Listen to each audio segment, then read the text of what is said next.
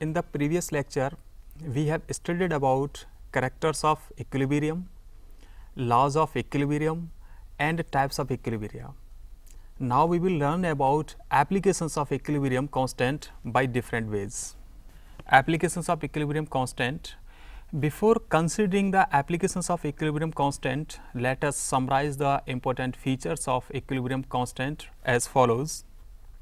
First point, expression for equilibrium constant is applicable only when concentrations of the reactants and products have attained constant value at equilibrium state.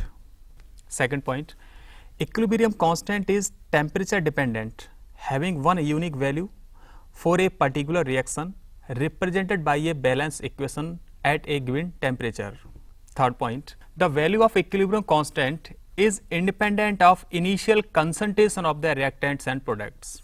The equilibrium constant for the reverse reaction is equal to the inverse of the equilibrium constant for the forward reaction. Fifth point, the equilibrium constant K for a reaction is related to the equilibrium constant of the corresponding reaction, whose equation is obtained by multiplying or dividing the equation for the original reaction by a small integer. Let us consider applications of equilibrium constant to first predict the extent of a reaction on the basis of its magnitude. The numerical value of the equilibrium constant for a reaction indicates the extent of the reaction, but it is important to note that an equilibrium constant does not give any information about the rate at which the equilibrium reached. The magnitude of Kc or Kp is directly proportional to the concentration of products and inversely proportional to the concentration of the reactants. It means that a high value of K is suggestive of a high concentration of products and vice versa. We can make the following generalizations regarding the composition of equilibrium mixture as a point. Large value of equilibrium constant means Kc is greater than 10 to the power 3 shows that forward reaction is favored as concentration of the product is much larger than that of reactants at equilibrium. As for reaction, example, at 300 Kelvin temperature, hydrogen react with bromine to gives 2 molecule of HBr as H2 plus Br2 gives twice of HBr. The Kc for this reaction is 5.4 into 10 to the power 18. Next is H2 plus Cl2 gives twice of HCl. Kc for this reaction is 4.0 into 10 to the power 31. This shows that equilibrium concentration of the products HBr and HCl is very high. The reaction go almost to completion. The second case is B, that is intermediate value of K between 10 to the power minus 3 to 10 to the power 3 shows that the concentration of the reactants and products are comparable. As consider the following example. For the reaction of hydrogen with iodine to give Hi, Kc is 57.0 at 700 Kelvin temperature.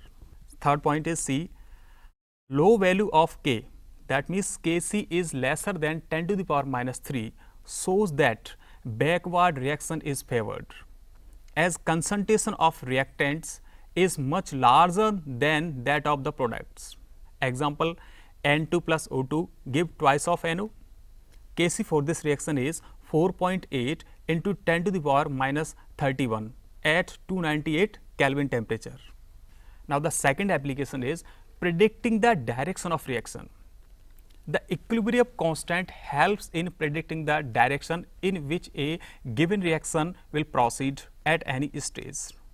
For this purpose, we calculate the reaction quotient, that is Q. The reaction quotient Q, Qc with molar concentration and Qp with partial pressure, is defined in the same way as the equilibrium constant Kc, except that the concentration in Qc are not necessarily equilibrium values. For a general reaction as A plus B gives C plus D, that is reversible reaction, a small letter A, a small b, a small c and a small d are the number of moles as previously. This can be expressed as QC is equal to molar concentration of C to the power moles of C, molar concentration of D to the power D divided by molar concentration of A to the power A and molar concentration of B to the power B. Then if QC is greater than Kc, the reaction will proceed in the direction of reactants, that is reverse reaction. And in second, if QC is lesser than Kc, the reaction will proceed in the direction of products, that is forward reaction. And in third case, if QC is equal to Kc, the reaction mixture is already at equilibrium. The reaction quotient QC is useful in predicting the direction of reaction by comparing the values of QC and Kc. This can be shown by the following diagram. As this diagram, we have these three phases. In the first phase, if the value of K is greater than Q, then the reaction forms product. And to the right, if the value of Q is greater than K, then the reaction forms reactants. And in third case, if the value of Q and K are equal, in that case the reaction is in equilibrium. If QC is lesser than Kc, net reaction goes from left to right. If QC is greater than Kc, net reaction goes from right to left. If QC is equal to Kc, that is the middle part, no net reaction occurs. Let us discuss one problem. The value of Kc for the reaction twice of A gives B plus C is 2 into 10 to the power minus 3 at a given time. The composition of reaction mixture is molar concentration of A is equal to molar concentration of B is equal to molar concentration of C is equal to 3 into 10 to the power minus 4 moles. Now, in which direction the reaction will proceed?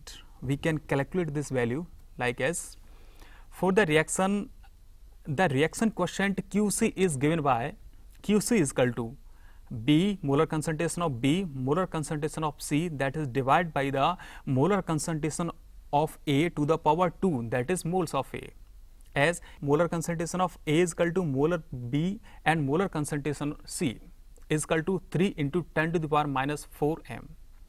So, the QC is 3 into 10 to the power minus 4 into 3 into 10 to the power minus 4, because the molar concentration of A and B are equal, that is divided by that 3 into 10 to the power minus 4 to the whole square is equal to 1, as QC in this case is greater than Kc. So, the reaction will proceed in the reverse direction. Now, the third application of equilibrium constant in calculating equilibrium concentrations. In case of problem in which we know the initial concentration but do not know any of the equilibrium concentrations, the following steps shall be followed. Step first is, we have to write the balance equation for the reaction. Step second, under the balance equation, make a table that lists for each substance involved in reaction, like A point, the initial concentration, B, the change in concentration on going to equilibrium, and C, the equilibrium concentrations. In constructing the table, define X as the concentration, that is mole per liter. If one of the substance that react on going to equilibrium, then use the stoichiometry of the reaction to determine the concentrations of the other substance in terms of X. Step 3, calculate the equilibrium concentration of each reactant and product from the stoichiometry of the equation. Step 4th, write expression for Kc and Kp. Step 5th, substitute equilibrium concentrations and calculate X. Step 6, check the result by substituting calculated values of equilibrium concentrations to get the value of Kc and Kp. For example, consider a general reaction, that is 2A plus B gives C plus 2D. In this reaction, at initial case, A is the mole of 2A and B is the mole of B, and the initial concentration reaction has not been started, so there is no moles of product. But at equilibrium, if the moles of product for the case of D is X and in case of C is XY2, then moles of 2A will be A minus X and for B, B minus XY2. So, the Kc constant for this reaction will be molar concentration of C and molar concentration of D to the power 2 divided by molar concentration of A to the power 2 and B, as XY2 X A minus X then B minus XY2. Now, the value can be calculated. Calculate the value of X. Example is there. If 13.8 gram of N2O4 was placed in a 1 liter reaction vessel at 400 Kelvin and allowed to attain equilibrium, the reaction is N2O4 gives twice of NO. The total pressure at equilibrium was found to be 9.15 bar.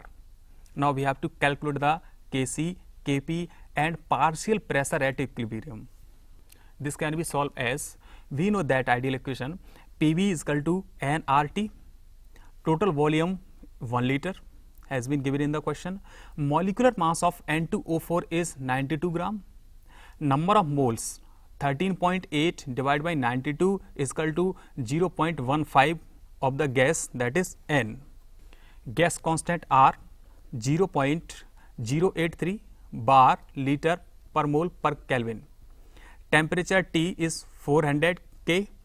So, Pv is equal to nRT, having the P into volume 1 liter is equal to number of moles N 0.15 mole into value of R 0.083 into temperature, that is 400 Kelvin.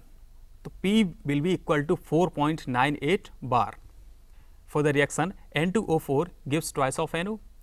Initial pressure is 4.98 bar and final is 0 at equilibrium. 4.98 minus X gives 2X bar. Hence, P total at equilibrium is equal to P N2O4 plus P NO2 is equal to 9.15 is equal to 4.98 minus X or plus 2X. 9.15 is equal to 4.98 plus X. So, X can be calculated. X is equal to 9.15 minus 4.98 is equal to 4.17 bar. Partial pressure at equilibrium R, P N2O4 is equal to 4.98 minus 4.17 is equal to 0.81 bar. PNO2 is equal to 2x as the product gives, that is 2 into 4.17 is equal to 8.34 bar. So, Kp is equal to PNO2 square divided by PN2O4 is equal to 8.34 square divided by 0.81 is equal to 85.87. Kp is equal to Kc RT delta N. 85.87 is equal to Kc into 0.083 into 400. So, Kc can be calculated for this relationship as Kc is equal to 2.586 is equal to 2.6. So, in this lecture we have learnt about applications of equilibrium constant. In the next lecture we will discuss about relationship between equilibrium constant K, reaction quotient Q and Gibbs energy, that is capital G, and factors affecting to equilibria. Thank you.